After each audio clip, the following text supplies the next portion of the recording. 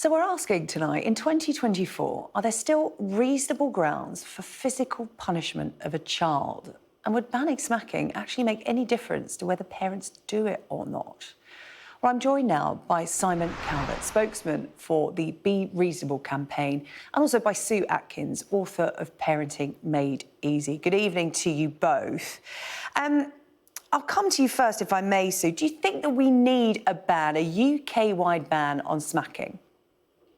I do, actually, because the law is rather vague about what that means. Reasonable force. Now, what is reasonable force? And when you're in anger, you smack. Where do you smack? On the face, below the knee? Why do we need to hurt or hit our children to discipline them? And there are, 163 other countries that ban smacking. And there is great research to show that it doesn't really teach children anything, and it can damage them in terms of their self-esteem. But more importantly for me, it damages trust between the parent and the child. Simon, you were shaking your head there. Why? Well, there certainly isn't 163 countries that have banned it. There's allegedly 63, and actually of those, if you look at it, most of them haven't done what we are being encouraged to do, which is to make it a criminal offence, which involves police and prosecutors. Well, I think there are many only of the countries that have also committed to do the same, so the numbers creeping up. Well, this is what I'm saying, but what we're talking about is not necessarily in those countries what we're talking about here, which is making it a criminal offence. But, in countries where they have made it a criminal offence, like New Zealand, what you have seen, look at the Chen Palmer report, is parents being dragged into the criminal justice system over trivial things. I mean, honestly, the way this whole thing has been set up for your viewers today, I'm not even sure why you want to debate it. It's quite clear that you think that you've taken on board completely everything that's said in this royal. Simon, that's why we've invited you on. That's why we've invited you on. Yes, but the package, honestly, I mean, the package made out as if the report is jam-packed full of, golden science that proves the point. It's a 35-page report written by activists, not by scientists. One page is dedicated to the evidence, and even then, it's highly partial, it's highly selective. Simon, explain to us why it is okay to smack a child, then. Well, the thing is that people watching this who were smacked by their own parents will know that this idea that it makes you a violent person and it always causes these harms is they just know it's not true. And let's be absolutely clear about this. If you don't believe the research, let's park that. If you don't believe the research, let's park it. But I'd be interested to hear why you think it's okay to smack a child. So the reasonable chastisement defence, by definition, only protects parents in circumstances where they've behaved reasonably. So why are we talking about criminalising parents for reasonable behaviour? What is a reasonable smack?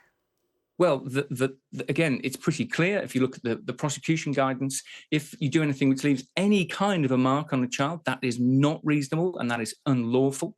So the scenarios that everybody thinks about is where the mum does tap the tot on the hand or the back of the legs. Again, Professor Andrew Rowland, who was quoted in your package there, he's been touring the studios today saying that the mum who taps the tot on the back of the hand should be caught by this ban. He's not saying, that there's a de minimis. So even the most trivial issues could result in a mum being reported to the police and prosecuted. And how is that going to help that family? Okay. Simon, you've had your say. Let's bring in Sue, who's the parenting expert. Sue, what's your take on what Simon's had to say? Well, the goal of a ban is not to criminalise the parent, surely is to prevent harm to the child. That's what it's about. We protect the vulnerable. So the role of government is to make sure that we protect the vulnerable. And, children are smaller than us. They don't understand what happens if you do smack them. And it's about the parent actually knowing and talking about, like we're doing here, of all the positive parenting alternatives that are out there without having to, first of all, just smack a child. Because there are lots of stories around, and they're not just anecdotal, about the damage that it does to a child's mental health, and it can actually traumatise them. There's lots of research on that. In fact, there was a university study in Texas that studied 160,000 families over 50 years that showed all of that research. So Yeah, I mean that study didn't distinguish between sort of light smacks like I'm talking about and actual abuse. But why do you want to smack have a all child sorts in of the first place? If you can't discipline them let me with your agree tone with of something. voice, with Let connecting me with them, agree. why would you want to smack them? Let me agree with some of the things that Sue said. First of all, it's very important to protect the vulnerable, but we mustn't talk about this issue as if the law currently fails to do that, because, as I've said, if a parent does anything which leaves any kind of a mark whatsoever on a child, if they injure a child, if what they do is unreasonable in the view of the courts, But where it is is already reasonable? a criminal offence. So, But what is what we're really reasonable? If talking you're in about, anger, and I'm not saying that. or, you know, Sorry.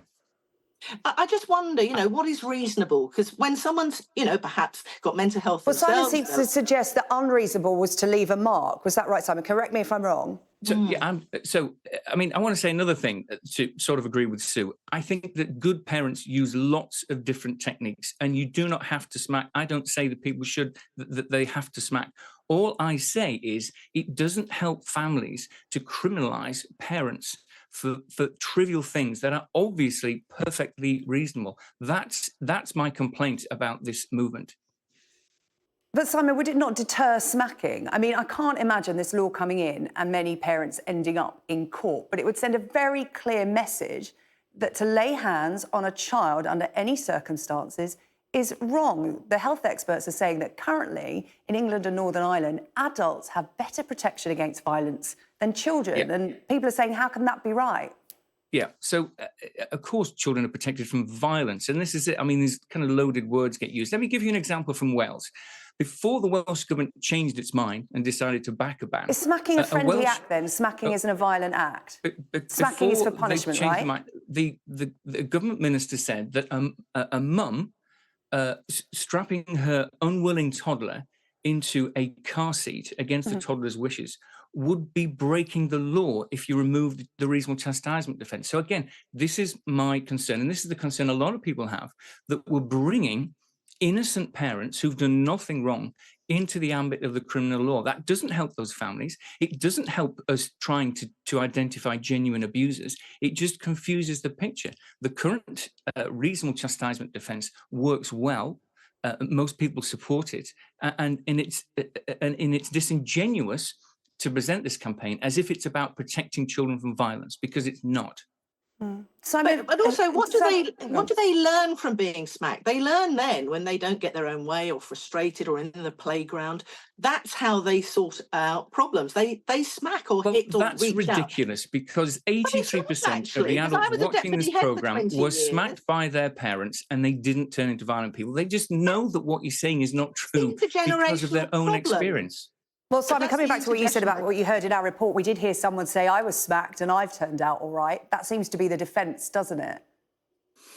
Well, yes. Well, if I had a pound for every time I heard that, I'd have a load of Jimmy Choo's shoes, because that's what everyone says. But if you actually ask, I was interviewed earlier with someone and I said, oh, my son, I smacked him and it didn't hurt him. And I said, have you asked him how he felt about that? And she went, no, I'm going to go home and talk to him about it, because there's lots of evidence about destroying trust, feeling vulnerable, and actually it's not the best way. And of course, you don't want to criminalise people. People are listening. Well, you say you don't want to criminalise people. The day the Scottish government said that throughout the campaign to bring in the law, the day it came into force, they issued guidance which says if you see a parent smack a child, dial 999. So it very definitely is about criminalising parents. It's coming to force in Scotland and Wales. What's been the result of that? What's been the negative effect? How many people have gone to court, been criminalised? We have not been able to get the answer to that question out of the Scottish government, despite years of asking. The same's happened in Germany. Figures. What's the prosecution rate there? What's been the Germany, effect, I don't know. Effect? New Zealand, I do know, because of the Chen Palmer report tells you about the parents that have been dragged into the criminal justice system.